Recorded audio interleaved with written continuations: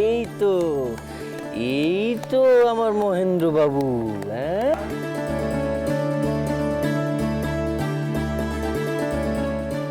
এই ছোটকুকে এখানে আবার নিয়ে এলি কেন বলতো? বর জামাই দাদা ডাকতে কইলেন।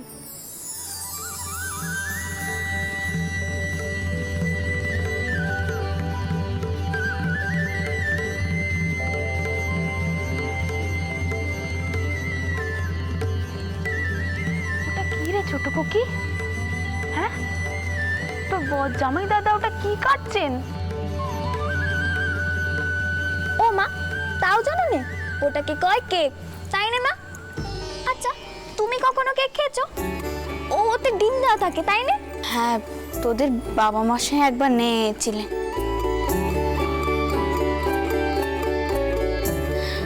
ছোটকু কি সবার জন্যই মিষ্টি নিয়ে আসবি, চল সবাই একটু মিষ্টি মুখ করুক।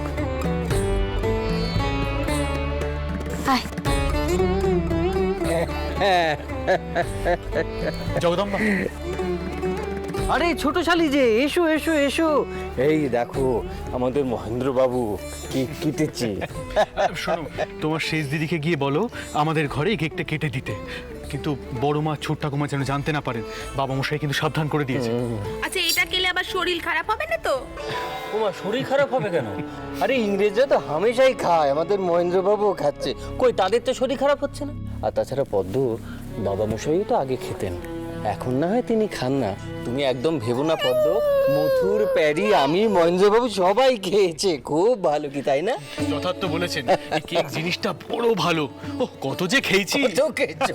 কি যে আপনারা তো স্বাদ পান বাবু, আমি বুঝি না। শুনলুম তো এদের নাকি আবার ডিম টিমও তাকে। তা মতুর বাবু, আপনার সব সাংঘাতে কি অমন ধরনের যে একটা করে অনাক চিচটি কান্ডি বাঁধায়? যে যেমন হবে তার স্যাঙ্গাত তো তেমনই হবে, কি বর দিদি? জানি না ব্যাপার।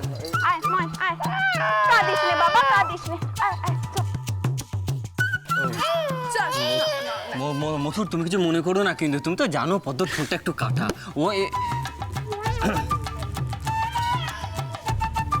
আরে এই নিয়ে আমাদের সংসারে কি অশান্তি কম হয় নাকি? তুমি কিছু ভেবো না কিন্তু, হ্যাঁ কিছু মনে করো না। আমি একবার দেখি কোথায় গেল, ওই আবার কাঁদে। এই যে আমি যেটা বললুম সেটা শুনলে না?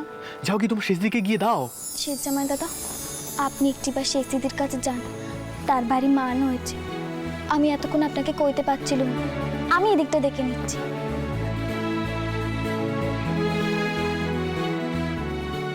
মেয়েটার যে কি হয়, এমন ছেলে মানুষই ঘরে মাঝে মাঝে। ভাই মথুর, তুমি ওখানে দাঁড়িয়ে রইলে কেন? এখানে এসো। মৃন্ময়, তুমি বাবা মশাইয়ের সঙ্গে কথা বলো, আমি একটু অন্দর থেকে আসছি। আর হ্যাঁ, মৃন্ময়রা আমিনের বংশ, নতুন প্রথায় জমি মাপা হয়। আপনি জিজ্ঞেস করছিলেন না হেক্টর কি, কত বিঘেতে 1 হেক্টর, এইসব আর কি। বাহ, এ তো বেশ ভালো কথা। তাহলে বাবা তুমি তো বেশ কাজের লোক। বাবা মশাই, আপনারা হিসেব নিকেশ করুন, আমি আজকে এলাম। এসো বাবা। আচ্ছা, কুমারীর শরীর এখন কেমন? ও তো আসতেই পারলো না। ভালো আছে বাবা মশাই, আজ আমি আসি। থাক থাক থাক বাবা। যদু মশাই আসুন, আমি আপনাকে বাইরে অব্দি ছেড়ে। চলুন চলুন।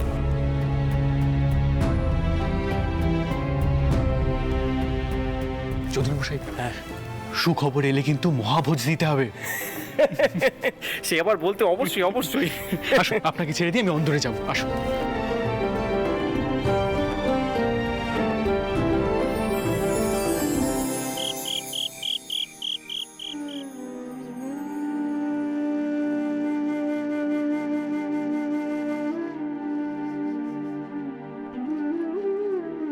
কি হয়েছে বলো তো? মুখটা অমন ভার করে আছো কেন? আমাকে এখনই জগদম্বা বলল আমার বন্ধু এসেছে কেক নিয়ে, কত হই হই হলো, আমি খেয়ালই করিনি তুমি নেই। সে তো বটেই, আপনি কেন খেয়াল করবেন যে আমি নেই? তখন যখন খেয়াল করেননি, এখন কেন খেয়াল করছেন?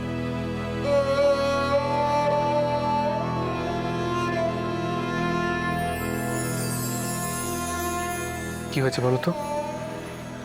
এত রেগে তো থাকো না আমার ওপর। আমি এমন কি করেছি যার জন্য তুমি? আমি কি আপনাকে খারাপ কিছু বললাম? আমি যদি খারাপ স্বরে আপনাকে কিছু বলে থাকি, আমাকে দয়া করে মাফ করে দেবেন। আমার অন্যায় হয়ে গেছে। আহা, কি করছো কি তুমি? আচ্ছা, আমি তো কতবার তোমার উপর অকারণে রেগে গিয়ে বকাবকি করেছি, পরে নিজের ভুলটা বুঝতেও পেরেছি। তা বলে কি আমি কখনো তোমার পা ধরে ছি ছি।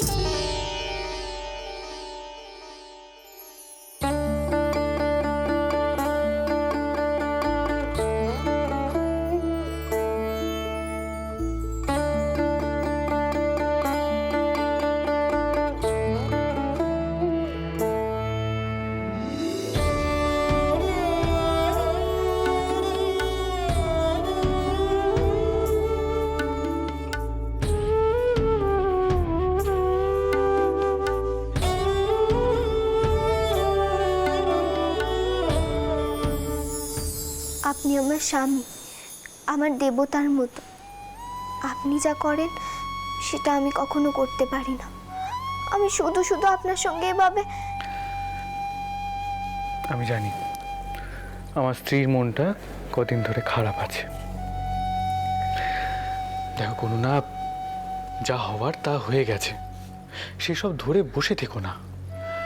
আর আমি তোমায় জিজ্ঞেস করবো না কে কি বলেছে, কারণ সেটা আমি অনুমান করতে পারি কে কি বলতে পারে তোমায়। সবার কথা গায়ে মাখতে নেই। আপনাকে নিয়ে কেউ কোনো খারাপ কথা বললে আমার যে কতটা মনে লাগে আপনি জানেন না। জানি, খুব ভালো করে জানি। দেখো, কেউ যদি আমাকে খারাপ বলে তাহলে আমি খারাপ হয়ে যাব না। যাব কি?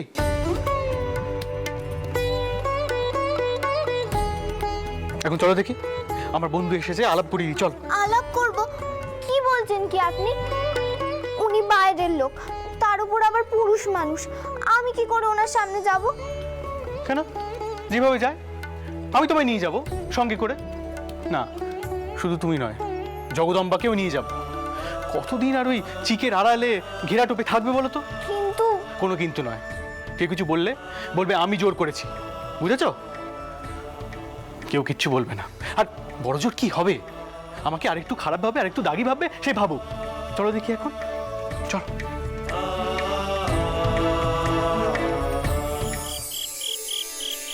এসো এসো এসো।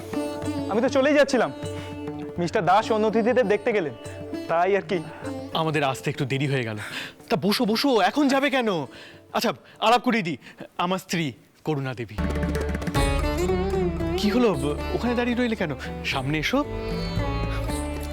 উনি লজ্জা পাচ্ছেন মথুর, ওনার কোনো দোষ নেই। আমাদের দেশে ছোটবেলা থেকেই তো মেয়েদের ঘেরাটোপে বন্দি করে রাখা হয়। অচেনা পুরুষ মানুষদের সামনে তাদের যাওয়া বারণ। সব পুরুষই তাদের কাছে যেন এক একটা ভয়ের বস্তু।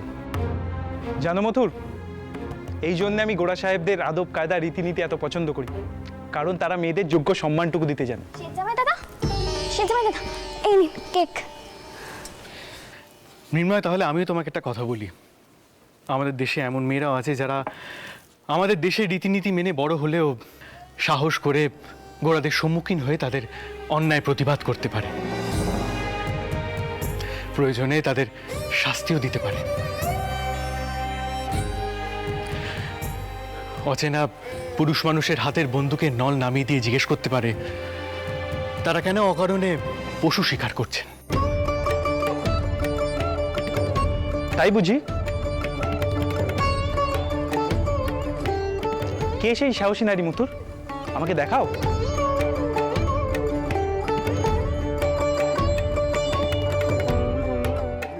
চক্ষু সার্থক করি। সে তোমার সামনেই আছে, আমার ছোট শালিকা জগদম্বা।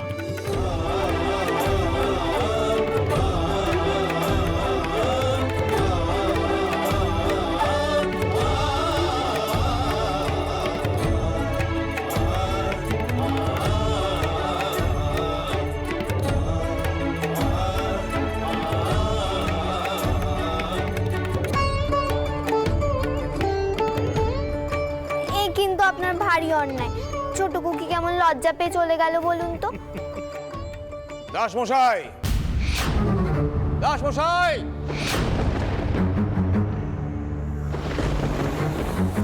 এ কি আপনারা এখানে? হ্যাঁ আমরা।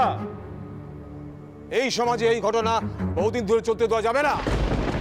আপনার মেয়ের বিয়ের বয়স পেরিয়ে গেছে, তাও আমরা কিছু বলিনি, কিন্তু আর তো চুপ করে থাকা যায় না।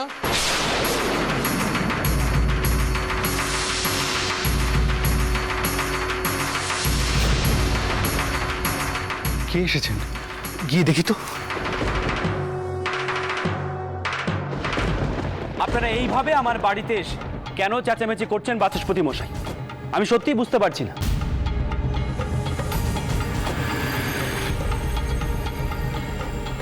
আমার বাড়িতে আজ অনুষ্ঠানের দিনে আপনারা কেন অশান্তি পাকাচ্ছেন? অশান্তি করার মতো ঘটনা ঘটালে অশান্তি হবে দাস মশাই।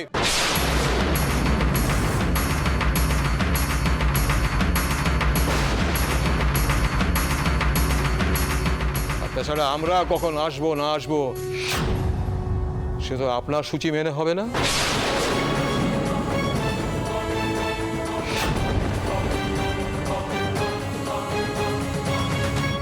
আপনারা যেটা বলতে চাইছেন সেটা দয়া করে একটু শান্তভাবে বলুন। দেখুন দাসমশাই, ঘোষাল ঠাকুর আপনাদের অনেক পুরনো ঘটক। তিনি আপনার কনিষ্ঠা কন্যার জন্য একটি সম্বন্ধ এনেছিলেন। এমনিতেই আপনার কন্যার ওই খেরেস্তান স্কুলে যাওয়ার জন্য কোনো পরিবারই বিয়েতে রাজি নয়, তাও আবার সম্বন্ধ এলো এবং সেটাকে আপনারা নাকচ করলেন। এইভাবে আপনার বিবাহযোগ্য কনিষ্ঠা কন্যাকে বসিয়ে রাখা অনুচিত।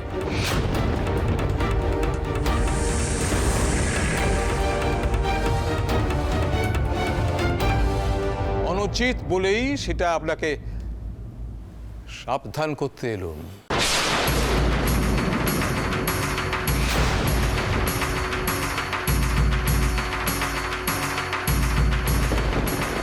দেখ দেখ পদ্ম, কিভাবে তোর মা বেপদ ডেকে আনলো। ঘোষাল ঠাকুরের সঙ্গে কে এমন ভাবে কথা কয়, কিছু মনে করিস না, তার মানে তো নাগবেই। তা বলে বাউন্দের রুশকে এভাবে সঙ্গে করে নিয়ে চলে আসবেন? এত দিনের পুরনো নোক, ঘটক বিদায় তো মন্দ পায়নি এতকাল। ওনার কি এমন ব্যবহার করা সাজে?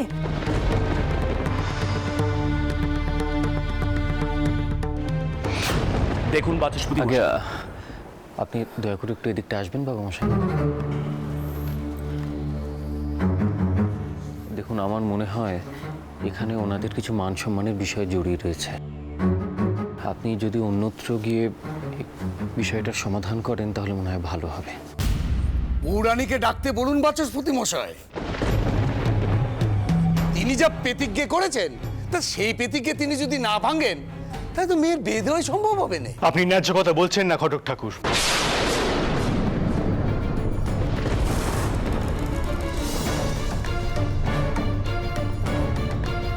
আর এই বাড়িতে কাউকে এভাবে ডাকতে আপনি পারেন না, আপনার কোনো অধিকার নেই। তাছাড়া গৃহস্থ বাড়ির মেয়ে কোথায় কিভাবে বিয়ে করবে তা কি ব্রাহ্মণ সমাজ ঠিক করে দেবে? এ তো ভারী অন্যায়।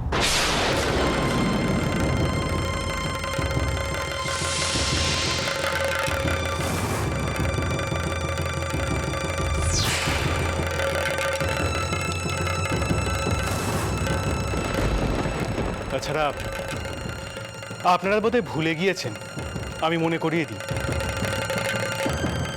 এটা জানবাজারের মার বাড়ি। কোনো গ্রামের নিরীহ মানুষ পাননি আমাদের যে আপনারা যা বলবেন তা চুপচাপ মাথা পেতে মেনে নেব।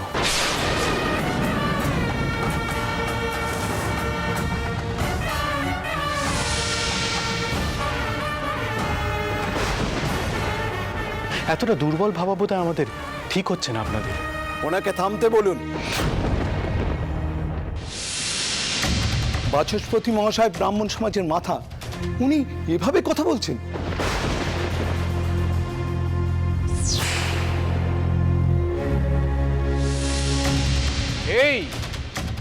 এই জন্যই তো সমাজের অবক্ষয় ঘটছে চৌধুরী মশাই।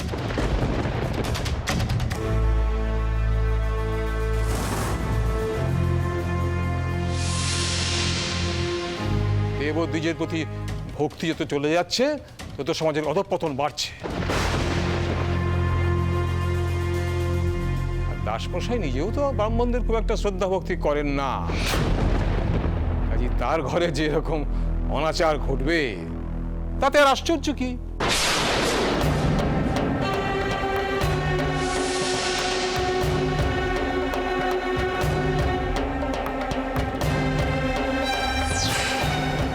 দাসমশাই, বাচস্পতি মহাশয় কিন্তু সঠিক কথাই বলেছেন।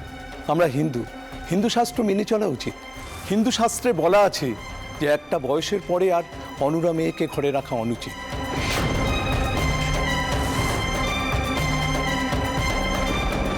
অনুসংহিতায় তো স্পষ্ট লেখা আছে কোন বয়সের মধ্যে মেয়ের বিয়ে দিতে হবে।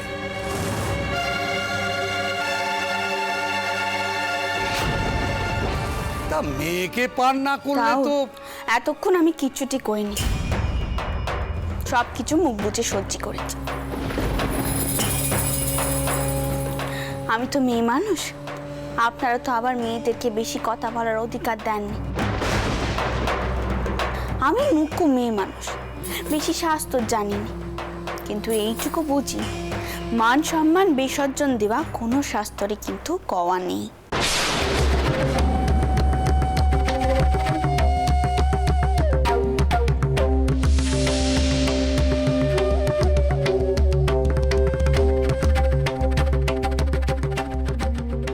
হ্যাঁ, এই ঠিক, গোশাল ঠাকুর জগদম্বার জন্যই সম্বন্ধ নিয়ে এসেছিলেন। আর এও ঠিক যে জগদম্বার বিয়ের বয়স হয়েছে। বাকি 3 মেয়েকে যখন আমি ঠিক সময় পার করেছি, এই মেয়েকেও ঠিক সময়ই পার করব।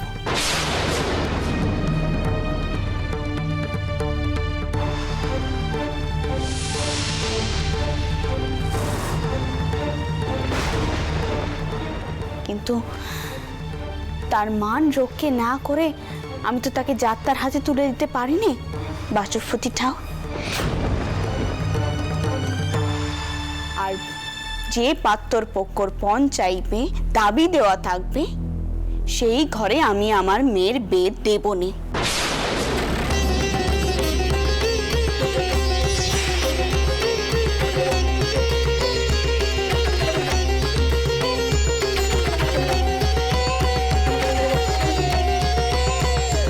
তাতে আমার ছোট খুকিকে অসম্মান করা হবে।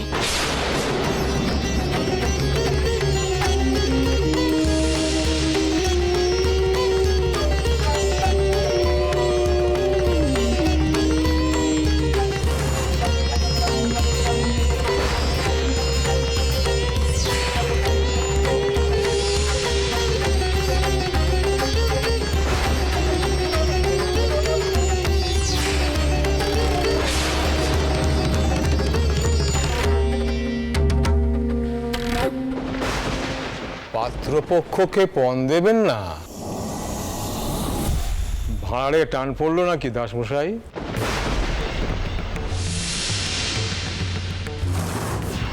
শুনেছি ব্যবসা বাণিজ্য নাকি জামাইদের হাতে তুলে দিয়েছেন।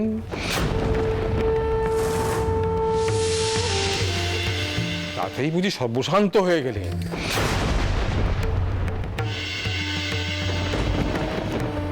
এমন অবস্থা হলো যে দান সামগ্রী দিতে পারবেন না।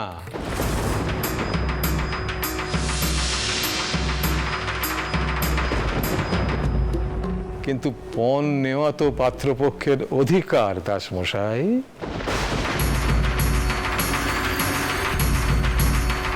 কি বললেন বাচস্পতি মশাই? এ বাড়ির উঠোনে দাঁড়িয়ে আপনি এই কথাটা বলতে পারলেন?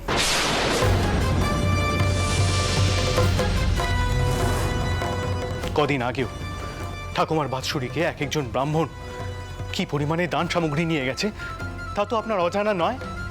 তারপরেও এই কথা বলতে পারলেন? আমার তো মনে হয় আপনাদেরও বাক সংযম করা উচিত। কারোর ব্যবসা বা উপার্জন নিয়ে কটাক্ষ করা এটা অনধিকার চর্চা নয়?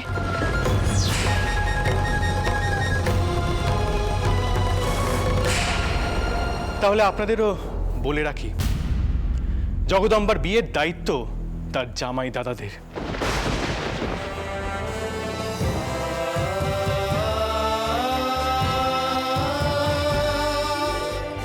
এ বাড়িতে পুত্র সন্তান নেই বলে ভাববেন না সে অনাথ।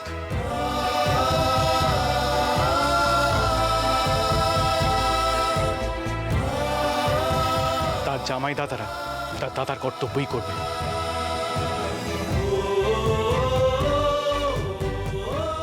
আর মা যেভাবে চান সেভাবেই জগদম্বার বিয়ে হবে।